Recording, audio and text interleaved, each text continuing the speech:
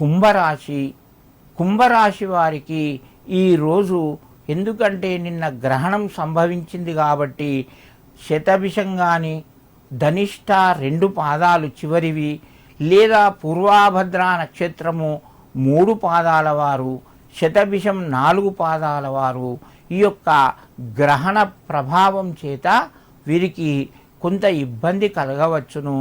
కుంభరాశి వారు ముఖ్యంగా ఈరోజు 1 కిలోంబావు బియ్యము, కిలోంబావు మినుములు, ఆ యొక్క వెండి ప్రతిమను చంద్రబింబము, నాగ ప్రతిమ వెండిది, 1 రాగి పాత్ర, కొంత నెయ్యి కలిపి మీరు దానం ఇవ్వడం వలన ఆ యొక్క చంద్రగ్రహ దోషము పోతుంది. మాకంత వీలు కాదు స్వామి అని అనుకుంటే మీరు నవగ్రహాల గుడికి వెళ్ళి నవగ్రహాలకు పూజ చేయించండి, శనికి తైలాభిషేకం చేయించండి.